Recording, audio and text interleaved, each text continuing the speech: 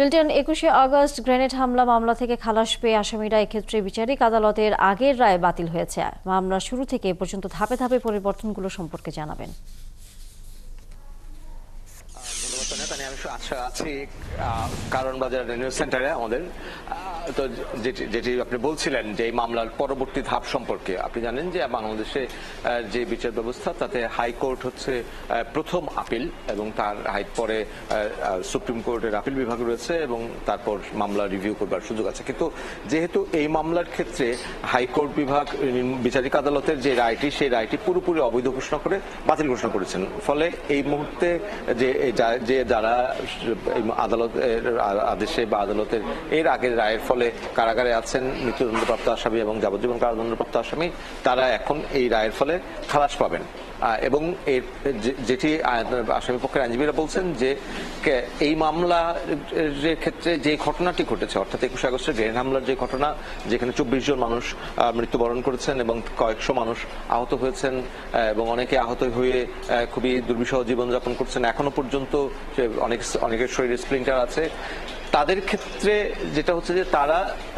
এই রায়ের ফলে হয়তো মনে করতে পারেন ন্যায় বিচার থেকে বঞ্চিত হয়েছেন, কিন্তু মূল যেই সমস্যাটি হয়েছে এই মামলার ক্ষেত্রে সেটি হচ্ছে যে এই মামলাটিকে যারা প্রকৃত দোষী তাদেরকে বাদ দিয়ে রাজনৈতিক উদ্দেশ্যে পরিচালিত হয়েছে এবং রাজনৈতিক প্রতিপক্ষকে ঘায়েল করবার উদ্দেশ্যে যাদেরকে আসামি করা হয়েছে তারা আজকে পেলেন। এটি বলছেন আসামি পক্ষের আইনজীবীরা এবং তারা বলছেন যে সরকার এই মামলার ক্ষেত্রে প্রকৃত আসামিদেরকে না ধরে বা প্রকৃত আসামিদেরকে সাজা দেওয়ার বদলে রাজনৈতিক প্রতিপক্ষকে সাজা দেবার চেষ্টা করেছিল এবং তার ফলে এই মামলায় যে বিচার হয়েছে সেই বিচারটি সঠিক হয়নি। এবং যেই দ্বিতীয় যে চার্জশিটটি, বারবার এই প্রসঙ্গটি আসছে দ্বিতীয় চার্জশিটটির বিষয়ে, কারণ আপনি জানেন যে দ্বিতীয় চার্জশিটটি দেওয়া হয়েছিল ২০১১ সালে এবং সেটি দিয়েছিল গত আওয়ামী লীগ সরকার, যারা ক্ষমতায় আসার পর এই মামলাটি পুনঃতদন্ত করেছিল এবং চার্জশিট আরেকটি নতুন চার্জশিট দেওয়া হয়েছিল। এবং এর আগে ২০০৮ সালে সাবেক তত্ত্বাবধায়ক সরকারের সময় একটি চার্জশিট দেওয়া হয়েছিল যেখানে আসামি ছিল ২২ জন। এরপরে দ্বিতীয় চার্জশিটে আরো ৩০ জন আসামি ওই ২২ জনের সঙ্গে যুক্ত করা হয়েছিল।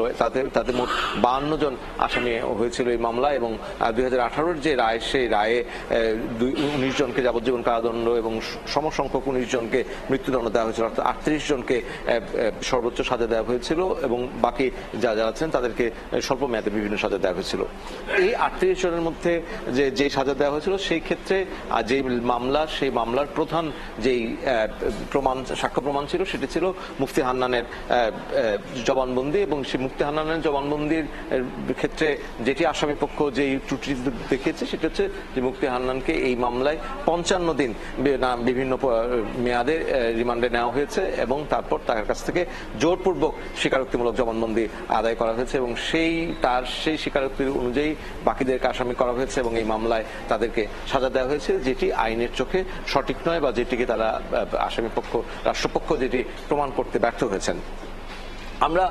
আসামিপক্ষের আইনজীবীদেরকে জিজ্ঞেস করেছিলাম যে তাহলে সেই ক্ষেত্রে যদি এই ঘটনা ঘটে থাকে, বাংলাদেশের মতো একটি জায়গায় একটি রাজনৈতিক দলের